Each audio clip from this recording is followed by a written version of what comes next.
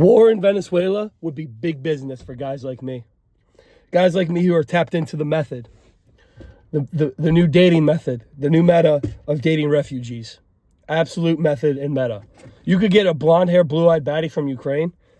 They're kind of running out of stock, though, as the war keeps going on. Less and less people are leaving.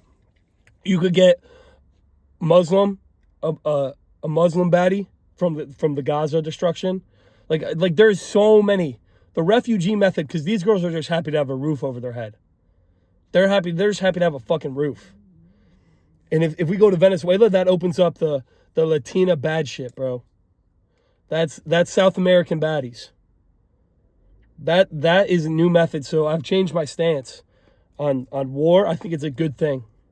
I think it's a good thing because you can just take all the women refugees. And that would solve the American incel crisis. The male loneliness epidemic solved if you just import millions of attractive women who have no options. Because they just need a roof over their head. They'll put up with an overweight Discord mod or a fat Redditor. They'll put up with these people. Because they don't know better. They're just happy to have a roof.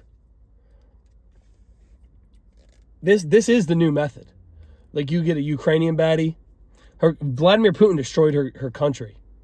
You just have to say, ooh, Putin's evil. Bang, gushing. Perfect. She's into you. You just have to repeat that talking point of how bad Russia is. And now you have a Ukrainian girlfriend. Doesn't even speak English. Like this she can't even fucking argue with you. She can't nag. She doesn't speak English. This is an insane meta. Same with the Palestinian girl. Now, the Palestinian girl, there is some religious hang-ups. And I don't know how you overcome that.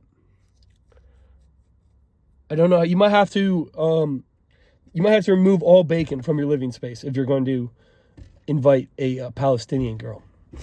No bacon. You're going to have to fast during Ramadan. So that does come with some drawbacks that the Ukrainian girl doesn't have. There are some negative attributes that the Palestinian girl has. But I think they make good food. I've never really had... Okay, I know they make good food because that halal chicken cart that they always have outside every bar is always so good.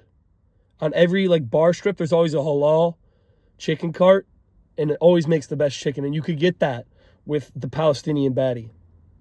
You know, that halal chicken cart, you always walk up, and it's always some Muslim. For you, my friend, my brother, what can I get for you, brother? They're always so nice and polite.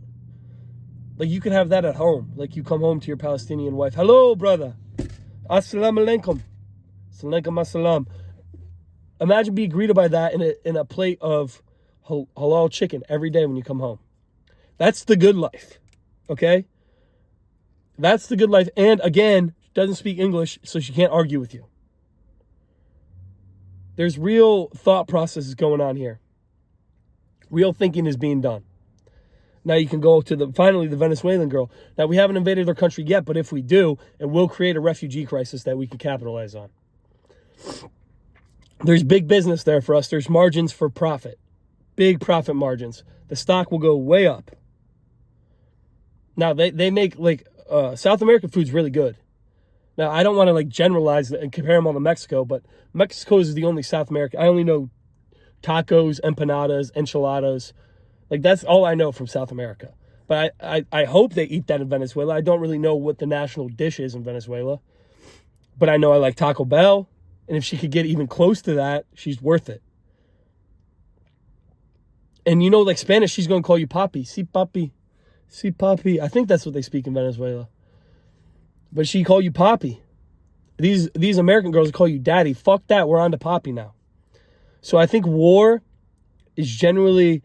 It's a human catastrophe, no doubt, but there is a bright side. There's always a bright side to every tragedy.